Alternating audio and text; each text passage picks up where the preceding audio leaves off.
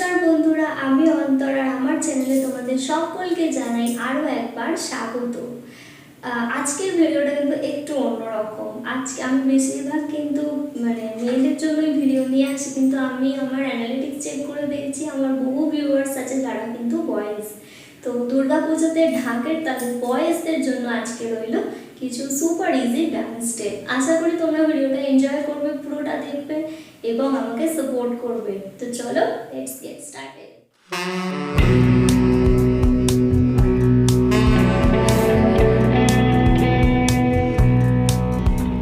দুর্গা পূজাতে ধুনুচি দিয়ে নাচ আমরা তো সকলেই জানি এবং আশা করি তোমরা ওই ভিডিওটাও দেখেছো। না দেখে থাকলে কিন্তু অবশ্যই দেখে নিও।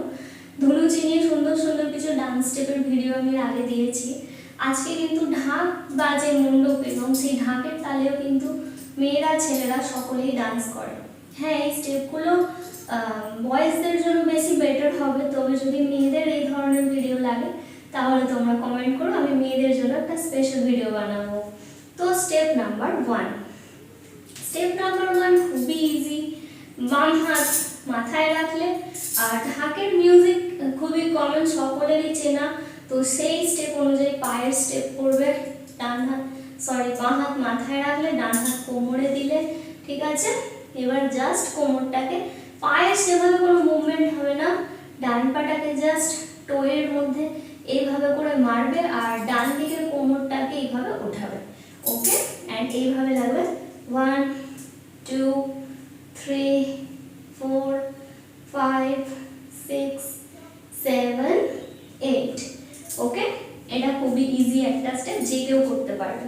সেকেন্ড যেটা তোমাদের দেখাবো, একটু নিচু হলে, ঠিক আছে, হাঁটুর কাছগুলোকে একটু টাচ করলে যতটা পসিবল হবে এবং জাস্ট দেখো, এটা বাঁ পা, একবার হাঁটুটাকে তুললে নামালে, ডান পা এইভাবে, ঠিক আছে? অ্যান্ড ঢাকের তালটাকে একটু মনে করো আর প্র্যাকটিস। 1 2 1 2 1 2 1 2 1 2 1 2 1 2 1 2। ওকে, এটা গেল সেকেন্ড স্টেপ।